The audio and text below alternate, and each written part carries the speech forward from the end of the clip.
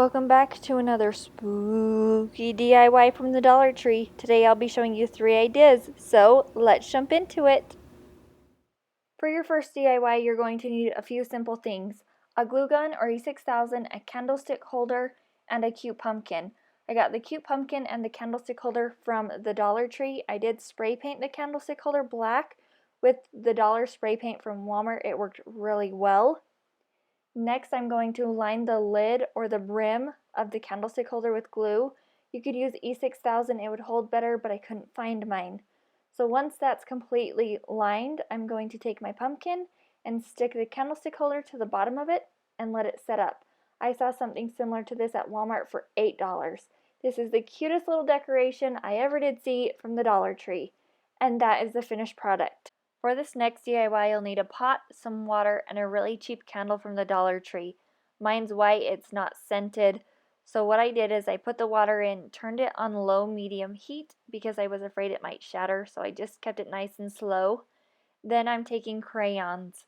You can find these crayons from the Dollar Tree, or even Walmart might have them cheaper right now for back to school, or you can use what you have on hand.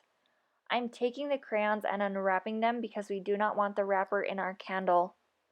I have a little heat-resistant jar behind my hand, and I am unwrapping the crayon and breaking it into a few different pieces and placing the pieces in that jar.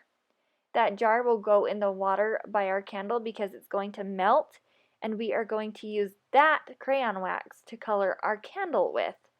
So if you have really cheap crayons that don't work very well, use those because it really doesn't matter. You just want the color from the crayons. You can use all the same color. I used purple, gray, and black. I just mixed it up and I figured we'll see what color we get when it's all melted. Next, you are going to remove your waxes once they are melted to the desired stage you want. You can melt that whole candle. I just knew I wouldn't need that much. You need to be very careful with this step because you can be very, very seriously burned. So I'm using a heat-resistant glass container, pouring in the wax from the crayons, and then I'm going to be taking my candle wax and pouring that in as well.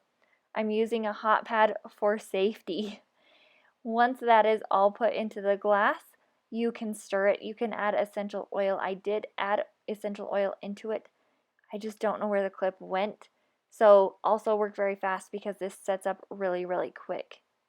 Once that is all combined, I'm taking this little glass candle holder, got it from the Dollar Tree, and glued the wick into it. I just pour it to the amount that I have in the glass, and that is it. You let it sit, it's good to go. It's the perfect color for a Halloween candle. I love the way this turned out. For the last and final step of this candle, I thought it needed something. I was afraid to tie a bow on it because I didn't want it to get too hot and catch on fire. So I created a little sticker. It just says boo, but I know you could find something similar in the scrapbook section at Walmart or Hobby Lobby or any craft store that you have near you. You would just apply the little stickers one at a time.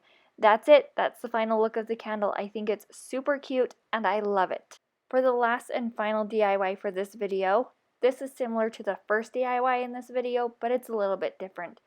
So you're going to need a styrofoam pumpkin. I liked that it was bigger and it had a little bit more texture and element to it.